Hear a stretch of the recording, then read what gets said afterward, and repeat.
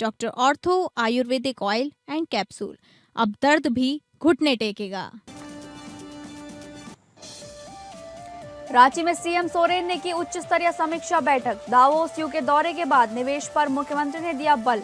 Textile, IT और पर्यटन sector पर किया फोकस। निवेश और औद्योगिक विकास कार्यों का लिया जायजा। रांची में बीजेपी का महिला आक्रोश मार्च। महिला आरक्षण विधेयक पारित नहीं होने पर दिखा आक्रोश। विपक्ष को लिया निशाने पर। रायपुर में राष्ट्रीय पंचायती राज दिवस पर कार्यक्रम में सीएम विष्णुदेव साय ने की शिरकत। कहा, पंचायतों से ही गांव का विकास संभव। नर्मदापुरम के सीरूपुरा में भीषण जल संकट। आदिवासी महिलाएं 1 किलोमीटर दूर से ला रही पानी के लिए त्राही त्राही, सरकार बेसुध।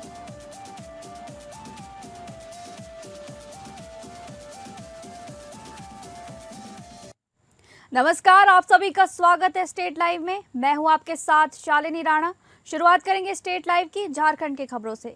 सीएम हेमंत सोरेन ने रांची स्थित अपने आवासीय कार्यालय में उच्च स्तरीय बैठक कर राज्य में निवेश और औद्योगिक विकास को गति देने पर जोर दिया। इस दौरान उन्होंने वर्ल्ड इकोनॉमिक फोरम, डावोस और यूनाइटेड किंगडम की हालिया यात्रा के बाद निवेश से जुड़े कार्यों की प्रगति की समीक्षा की। बैठक में अधिकारियों ने दौरे के दौरान हुए एमओयू और निवेश प्रस्तावों की विस्तृत जानकारी प्रस्तुत की। समीक्षा के बाद मुख्यमंत्री ने निर्देश दिया कि इन समझौतों को जल्द धरातल पर उतारने के लिए ठोस और समयबद्ध कार्य योजना बनाई जाए। सोशल मीडिया पर भी उन्होंने बताया कि दावोस और यूके के विभिन्न कंपनियां साथ हुई बैठकों के बाद प्रगति की समीक्षा की गई है और निवेश प्रस्तावों के शीघ्र क्रियान्वयन के लिए आवश्यक दिशा निर्देश दिए गए हैं। मुख्यमंत्री ने कहा कि उनकी प्राथमिकता है प्रकृति के साथ संतुलन रखते हुए राज्य में निवेश बढ़ाना, रोजगार के अवसर सृजित करना और विकास की गति को तेज करना।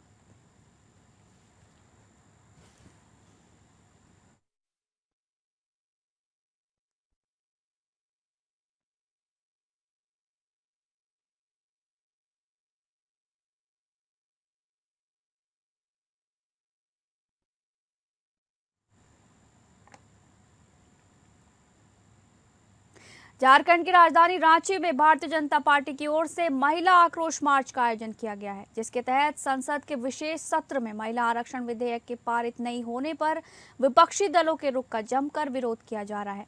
इस प्रदर्शन में रांची सहित आसपास के जिलों से हजारों महिलाएं और कार्यकर्ता मोराबादी मैदान में एकत्र होकर शामिल होते दिख रहे हैं। मौके पर रक्षा मंत्री संजय सेठ और पार्टी के प्रदेश अध्यक्ष आदित्य साहू समेत कई नेता भी मौजूद दिख रहे हैं।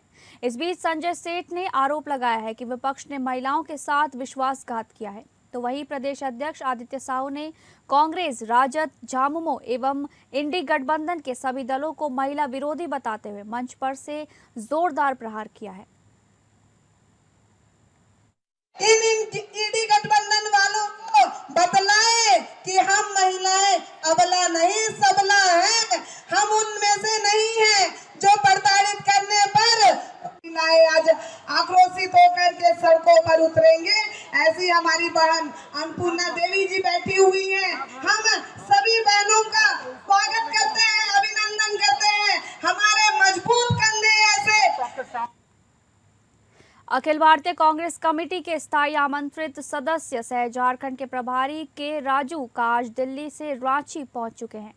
वहीं उनके आगमन पर रांची के भगवान बिरसा मुंडा एयरपोर्ट पर झारखंड प्रदेश कांग्रेस के अध्यक्ष केशव महतो कमलेश, कांग्रेस कोटे के मंत्री डॉक्टर इरफान अंसारी, मंत्री दीपिका पांडे सिंह एवं पार्टी के वरिष्ठ नेताओं द्वारा उनका भव्य स्वागत किया गया। मौके पर पहुंचे झारखंड मार्केटिंग बोर्ड के चेयरमैन रविंद्र सिंह, प्रदेश कार्यालय प्रभारी अभिलाष साहू, मीडिया सेल के चेयरमैन सतीश पॉल मुजीनी सहित अनेक कार्यकर्ताओं ने भी उनका गर्मजोशी से अभिनंदन किया। जानकारी के अनुसार आज कांग्रेस प्रदेश प्रभारी रांची में ही विश्राम करेंगे, जबकि कल से वो लगातार 28 अप्रैल तक अलग अलग जिलों में पार्टी के पदाधिकारियों के साथ अहम बैठकों में शामिल होंगे। इस बीच पेसा कानून को लेकर भी वो पार्टी के नेताओं और कार्यकर्ताओं को विशेष दिशा निर्देश दे सकते हैं, जिसके बाद वो 28 अप्रैल को हुई रांची से ही हैदराबाद के लिए रवाना होंगे।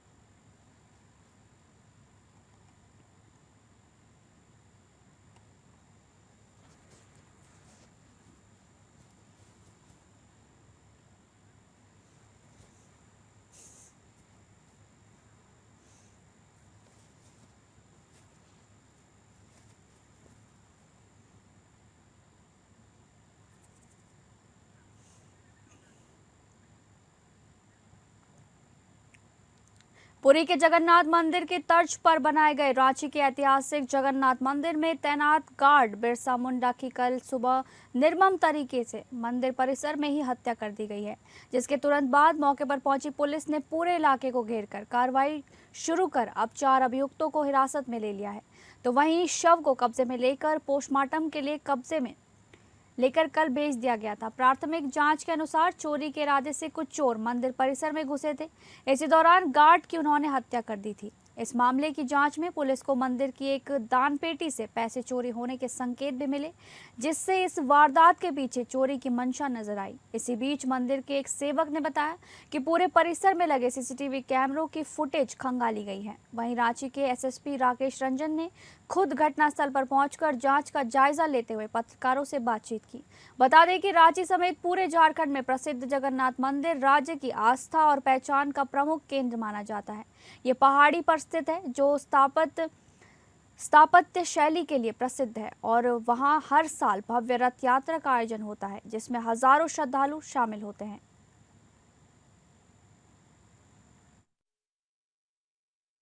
हमें पता चला कि चाचा का ऐसा हो गया है कि मंदिर में। ये बिरसा मुंडा आपके चाचा थे? मेरे चाचा थे। अच्छा, क्या कहेंगे, क्या लगता है आपको, किस तरह से, कौन लगता है ये आपराधिक मामला, हमको लगता है चोरी वोरी का मामला हो सकता है। और ऐसा है कि यहाँ पर सिक्योरिटी, पुलिस का सिक्योरिटी होना चाहिए, लेकिन यहाँ पर मंदिर में जो देखभाल करते हैं उनको रखा जाता है सिक्योरिटी के लिए। चाचा कितने साल से यहाँ 25 साल से काम कर रहे हैं। 25 साल से नौकरी कर रहे हैं। आज कितना मिली थी? आज सूचना मिली सुबह सवेरे में। कितने बच्चे? 5 बच्चे हैं। 5 बच्चे। कितने साल से थे? 25 साल। 25 साल। सुबह में मतलब ये कि आपका चाचा का ऐसा हो गया है, मतलब कि कोई मर्डर वर्डर हो गया चाचा का, गोली मारकर। क्या क्या काम करते थे यहाँ पर मंदिर का सिक्योरिटी करते थे, और जैसे कि शादी उदी होता था तो कुछ काम करते थे। अब बात करेंगे छत्तीसगढ़ से जुड़ी खबरों की। छत्तीसगढ़ के मुख्यमंत्री विष्णुदेव साय ने कहा है कि पंचायती राज संस्थाओं को सशक्त बनाकर विकसित भारत की नींव मजबूत की जा रही है। रायपुर के डीडीयू ऑडिटोरियम में राष्ट्रीय पंचायती राज दिवस पर आयोजित सम्मेलन में मुख्यमंत्री विष्णुदेव साय ने कहा कि पंचायत प्रतिनिधियों की सक्रियता से ही गाँव का समग्र विकास संभव है। उन्होंने कहा कि सरकार की योजनाओं का लाभ अंतिम व्यक्ति तक पहुंचाने में पंचायतों की अहम भूमिका है। मुख्यमंत्री ने बताया कि प्रधानमंत्री आवास योजना, ग्राम सड़क योजना और डिजिटल सेवा केंद्रों के जरिए ग्रामीण क्षेत्रों में विकास को गति मिली है। उन्होंने जल जीवन मिशन और अन्य योजनाओं के प्रभावी क्रियान्वयन के लिए पंचायत प्रतिनिधियों से सक्रिय भूमिका निभाने की अपील की। इस मौके पर राजस्व मंत्री टंकराम वर्मा और सांसद बृजमोहन अग्रवाल सहित कई जनप्रतिनिधि मौजूद रहे।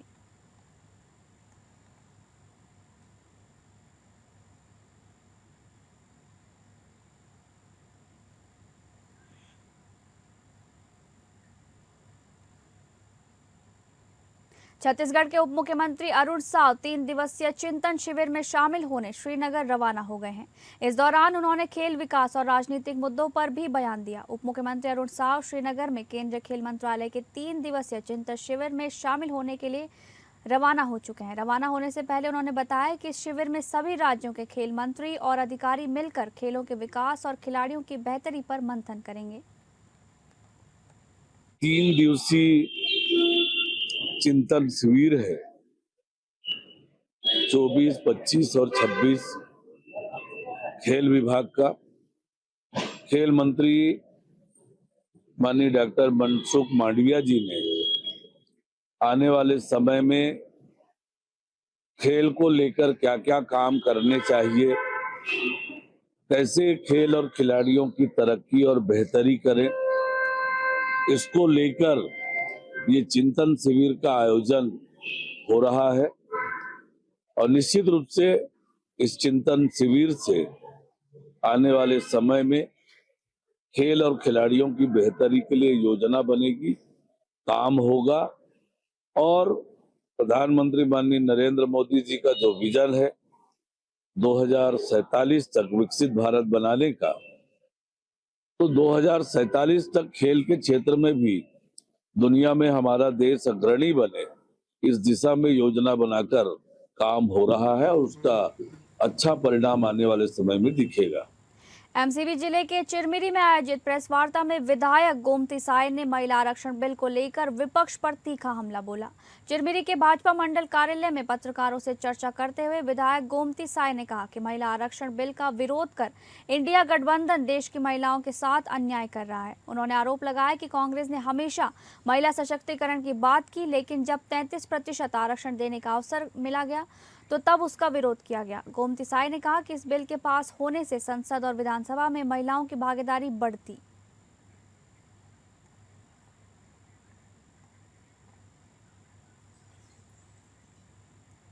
रायपुर में भाजपा के पंडित दीनदयाल उपाध्याय प्रशिक्षण महाअभियान की प्रांतीय कार्यशाला की शुरुआत हो गई है, जिसमें पार्टी के वरिष्ठ नेता शामिल हुए। भाजपा प्रदेश कार्यालय कुशाभाऊ ठाकरे परिसर में पंडित दीनदयाल उपाध्याय प्रशिक्षण महाअभियान की प्रांतीय कार्यशाला प्रारंभ हुई है। इस मौके पर क्षेत्रीय संगठन महामंत्री अजय जमवाल, प्रदेश अध्यक्ष किरण देव, प्रदेश महामंत्री यशवंत जैन समेत कई पदाधिकारी मौजूद रहे। कार्यशाला के माध्यम से संगठन को मजबूत करने और कार्यकर्ताओं को प्रशिक्षण देने पर जोर दिया जा रहा है।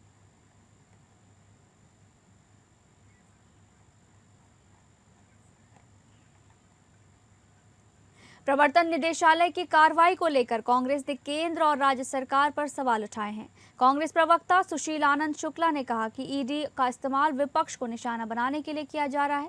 कांग्रेस प्रवक्ता सुशील आनंद शुक्ला ने कहा कि अवैध लेन देन और विदेशी फंडिंग की जांच करना ईडी की जिम्मेदारी है, लेकिन पिछले कुछ वर्षों में एजेंसी का उपयोग विपक्षी दलों को परेशान करने के लिए किया गया है। उन्होंने दावा किया कि ईडी के अधिकांश मामले विपक्ष के खिलाफ ही दर्ज किए गए हैं, जिससे उसकी कार्यप्रणाली पर सवाल उठते हैं। धमतरी, कांकेर और बस्तर में पैसों के लेन देन के मामले का जिक्र करते हुए उन्होंने कहा कि जिन वर्षों में ये ट्रांजैक्शन हुआ उस समय प्रदेश में भाजपा की सरकार थी।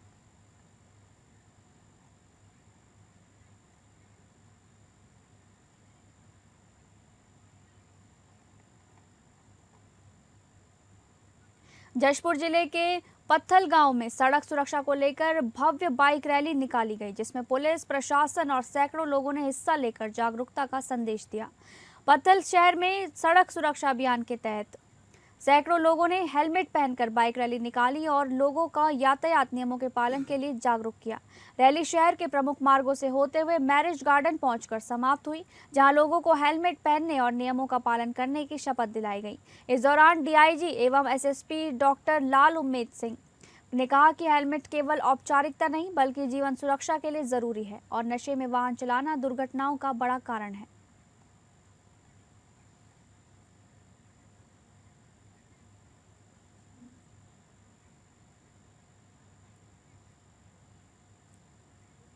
छत्तीसगढ़ के जशपुर में पुलिस ने बड़ी कार्रवाई करते हुए भारी मात्रा में गांजा जब्त किया है। इस मामले में 4 आरोपियों को गिरफ्तार किया गया है, जिनमें एक नाबालिग भी शामिल है। जशपुर जिले के तुमला थाना क्षेत्र में पुलिस ने मुखबिर की सूचना पर कार्रवाई करते हुए 76 किलो 940 ग्राम अवैध गांजा जब्त किया है। पुलिस ने बताया कि आरोपी उड़ीसा से 2 कारों में गांजा छुपा कर ला रहे थे।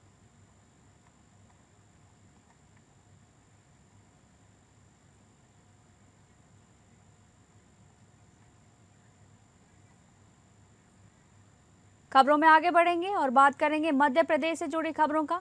जिला कांग्रेस कमेटी विदिशा के निर्देशन पर गुलाबगंज ब्लॉक कांग्रेस कमेटी के अध्यक्ष राजीव दांगी के नेतृत्व में किसानों की ज्वलन समस्याओं को लेकर जोरदार प्रदर्शन किया गया। दांगी ने अपने संबोधन में कहा कि सरकार की नीतियों के कारण किसान लगातार परेशान हो रहा है। सैटेलाइट सर्वे के नाम पर किसानों को खरीदी से वंचित किया जा रहा है, जो पूरी तरह अन्याय है। यदि जल्द व्यवस्था में सुधार नहीं हुआ तो कांग्रेस पार्टी किसानों के साथ मिलकर उग्र आंदोलन करेगी।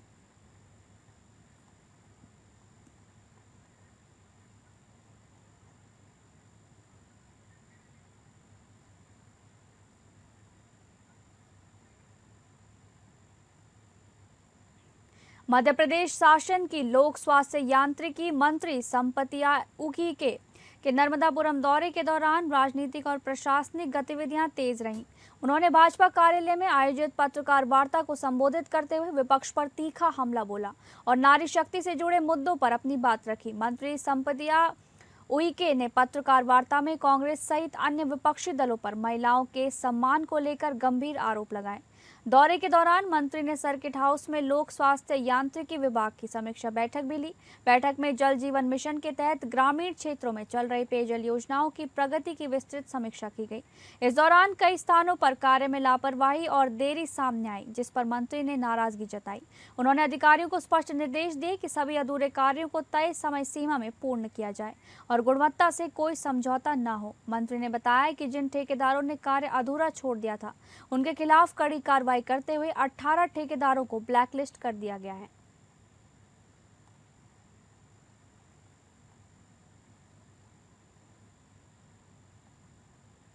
नर्मदापुरम जिले के सिवनी मालवा विकासखंड अंतर्गत ग्राम लोकरतलाई के आदिवासी बहुल टोला सीरूपुरा में इन दिनों भीषण पेयजल संकट गहराया हुआ है। करीब 300 की आबादी वाला ये क्षेत्र पानी की किल्लत से जूझ रहा है, जिससे ग्रामीणों का जीवन बेहद कठिन हो गया है। भीषण गर्मी के बीच यहाँ की आदिवासी महिलाएं और बच्चे रोजाना लगभग 1 किलोमीटर दूर किसान के खेत में लगे नलकूप से पानी लाने को मजबूर हैं। ग्रामीणों का कहना है कि जब बिजली आती है तब की नलकूप से पानी मिल पाता है और उसी के आधार पर घरों में खाना बन पाता है। स्थिति ये है कि गांव के स्कूल सहित 3 हैंडपंप पिछले करीब 2 वर्षों से खराब पड़े हैं, लेकिन अब तक उनकी मरम्मत नहीं की गई। ग्रामीणों ने कई बार संबंधित विभाग को शिकायत की, बावजूद इसके समस्या जस की तस बनी हुई है। वहीं सरकार की महत्वाकांक्षी नल जल योजना भी यहां पूरी तरह ठप हो चुकी है।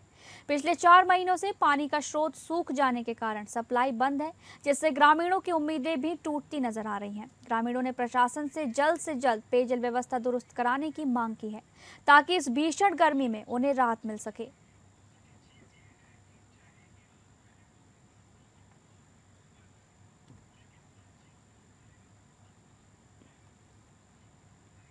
अब रुक करेंगे बिहार से जुड़ी खबरों का। भागलपुर स्थित बिहार कृषि विश्वविद्यालय में 9वां दीक्षांत समारोह भव्य तरीके से आयोजित किया गया। इस अवसर पर राज्यपाल मुख्य अतिथि के रूप में शामिल हुए, जिनका पारंपरिक मखाना माला पहनाकर स्वागत किया गया। समारोह के दौरान राज्यपाल ने विश्वविद्यालय परिसर में नवनिर्मित स्विमिंग पूल का उद्घाटन किया। कुलपति की अध्यक्षता में आयोजित इस कार्यक्रम में विश्वविद्यालय परिवार, अतिथियों और अभिभावकों की गरिमामयी उपस्थिति रही। दीक्षांत समारोह में कुल 443 विद्यार्थियों को उपाधि प्रदान की गई, जिनमें 339 स्नातक, 91 स्नातकोत्तर और 13 PhD छात्र शामिल रहे। साथ ही साथ मेधावी छात्र छात्राओं को गोल्ड मेडल से सम्मानित किया गया। इस मौके पर सर्वश्रेष्ठ शिक्षक और सर्वश्रेष्ठ शोधार्थी पुरस्कार भी दिए गए।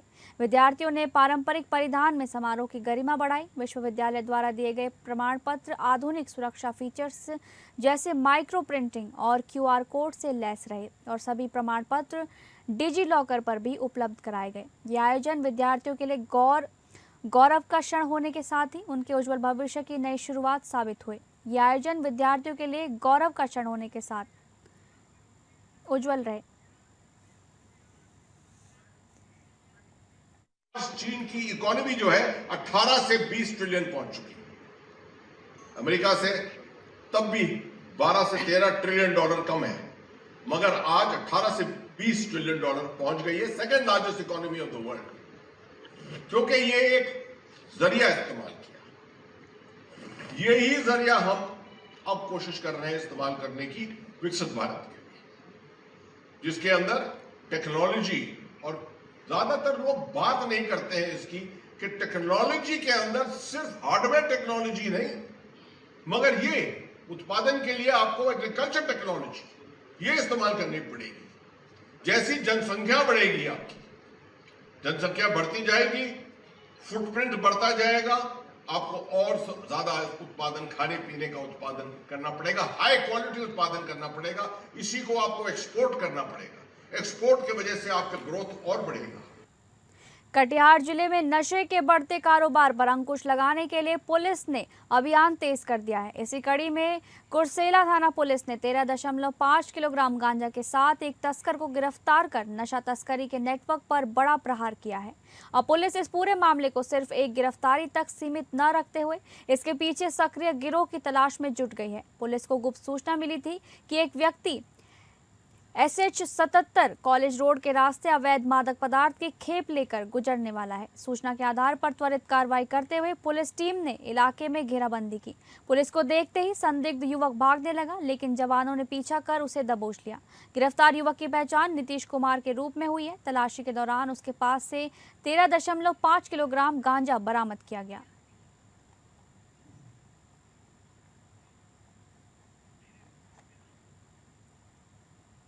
अब बात करेंगे महाराष्ट्र से जुड़ी खबरों की। ये घटना महाराष्ट्र के छत्रपति संभाजी नगर के बजाज नगर इलाके की है, जहां पुरानी रंजिश के चलते एक महिला की हत्या का मामला सामने आया है।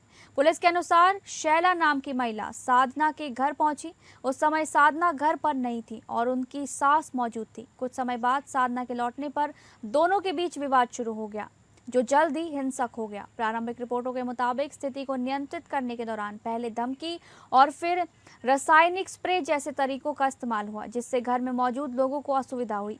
इसके बाद हमला किया गया, जिसमें साधना की मृत्यु हो गई। प्रारंभिक जांच में सामने आया है कि आरोपी और मृतका के परिवार के बीच लंबे समय से विवाद चल रहा था।